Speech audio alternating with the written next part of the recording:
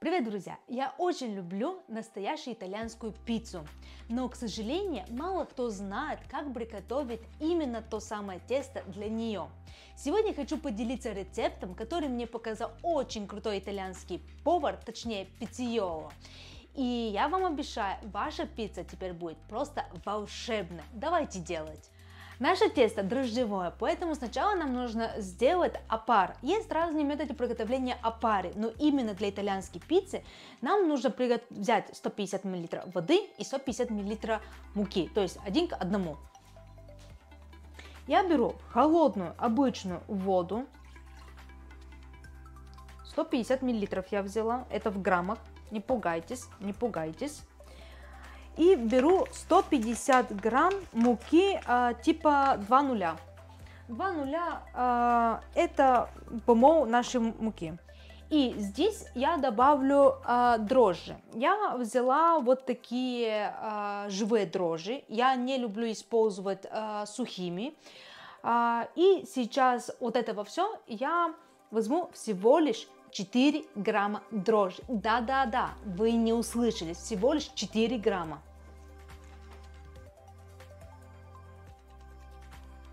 Я кинула 5 грамм. Нам нужно размешать до однородной консистенции.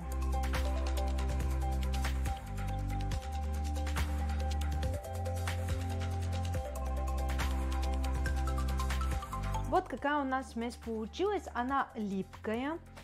Поэтому не пугайтесь. У нас здесь разошлись дрожжи, мука и вода, все вместе типа. Сейчас нам нужно это все собрать и оставить на 24 часа в холодильнике. Главное, когда вы закроете нашу опару, сделайте так, чтобы никакой воздух не просаживался где-то из щелей. Почему это важно? Чтобы она просто не засохла и не получилась вот такая грубая корка. Представьте себе, что прошло 24 часа. И вот какая опара у вас должна получиться. Сейчас я раскрою и покажу вам. Смотрите, сколько бульбашек есть, то есть это воздух. Нам нужно здесь добавить 200 мл воды, и это хорошо размешать. 200 мл ровно холодной воды.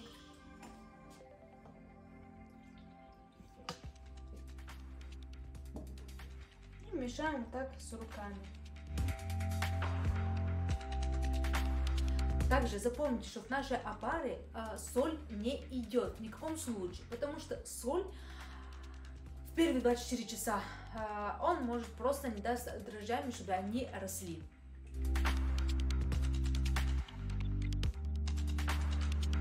Вот какая у нас консистенция уже получилась, однородная, никаких комочков нету, ничего лишнего нету, просто однородная смесь. Сейчас нам нужно добавить муку, соль и чуть позже, когда мы будем мешать уже, нам нужно добавить оливковое масло. Давайте делаем. Добавляем 350 грамм муки. Мука главное просеивать, если не один раз, хотя бы один раз. Желательно 2, но если у вас нет желания 2, просейте хотя бы 1. Чтобы у нас насытилась мука именно кислородом. Тогда у нас наше тесто будет быстрее и лучше подниматься. И здесь нам нужно добавить 17 грамм соли.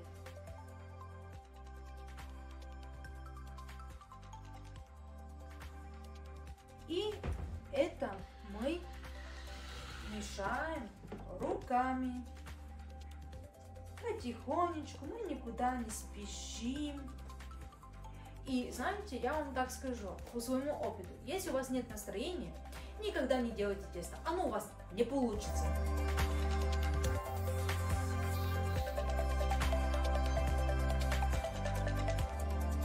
Также, ребята, вы должны учитывать того, что муки бывают разного производителя, разного хранения. Поэтому, если я сейчас вам говорю 350 грамм муки и тесто вуаля, это не означает, что у вас вам не понадобится, например, 340 грамм или 380 грамм, потому что, я еще раз говорю, у муки разные виды производителя, разное хранение, и может это отличаться. поэтому я вам покажу, какая должна быть консистенция, но все равно вы должны дома пробовать, потому что все, наше тесто практически собралось, и мы его выкладываем на стол. Смотрите, по оливкой. И сейчас будем мешать его дальше.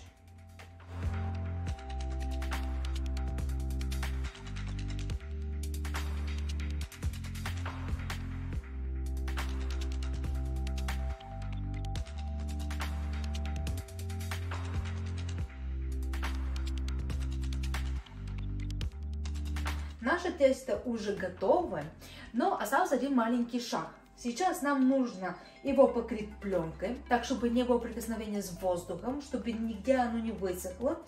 И оставить его на минут 15-20. После этого нам нужно красивый шар сформировать и уже его оставить на 24 часа в холодильнике.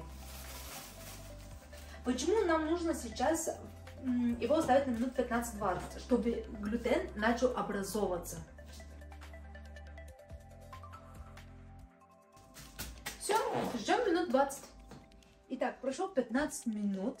И сейчас нам нужно просто слегка смазать наши руки и сделать красивый шар. Как мы его будем делать? Кстати, хорошо смазывайте руки. Вот мы убираем все эти пленки, которые нам не нужны. Собираем это все в комочек и начинаем ерзать по нашей столешнице. Если вы чувствуете, что он начинает прилипать, то тоже слегка добавьте масло. Главное, чтобы наши вот эти части были хорошо смазаны.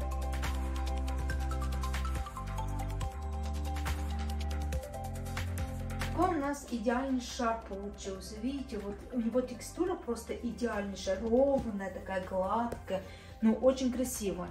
Вот, наше тесто готово. Сейчас нам нужно его перекинуть в емкость, в которой оно будет бродить. Закрываем его. И наше тесто мы оставим на 24 часа в холодильнике. Почему это нужно? Это нужно для того, чтобы наше тесто стало эластичное. Сейчас в наше тесто нет глютена. И за счет этого у нас оно очень легко рвется.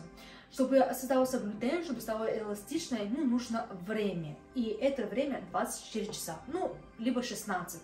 Но желательно 24 часа. И вот какое тесто должно получиться у вас после 24 часов. Вот такое. И сейчас хочу вам показать, какое оно вот здесь. Видите, сколько у него пузырьков? Эти пузырьки будут делать наша пицца, наша корка пиццы, типа, очень воздушной и очень вкусной. Сейчас, что нам нужно? Нам нужно смазать свои руки и слегка, вот смотрите, как оно живое просто, его перекинуть на столешницу. Аккуратно, чтобы пузырьки не ушли с нашего теста, потому что это очень важно. Теперь мы его разрезаем на две части, потому что мы будем делать две пиццы. И аккуратненько будем сформировать два шарика. Как мы их будем сформировать? Берем и потихонечку вот так. Этого все. Вот смотрите, пузырьки, видите? Это то, что наше тесто богато кислородом. Вот мы сделали шарики. И как прошлое тесто, вот так мы этого все красивенько сделаем.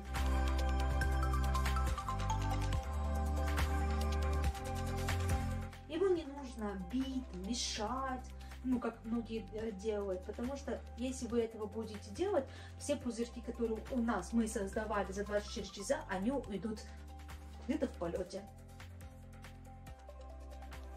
Вот наш готов. Видите, пузырьки остались.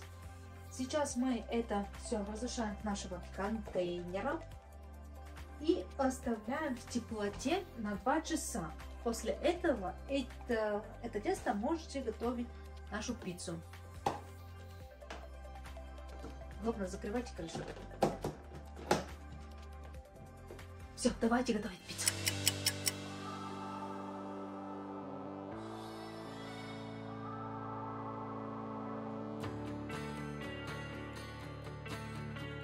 Вот смотрите, посмотрите просто, какие бульбашки внутри получились, насколько оно мягкое, воздушное. Если вам понравилась наша пицца, то вы смело можете делать рецепт данного теста, потому что вы получите итальянскую, настоящую пиццу только дома. Ставьте лайки, подписывайтесь на наш канал, и также вы можете посмотреть где-то в ленте видео, там где я делаю 3 вида теста с разной ферментацией. Пока, ребята!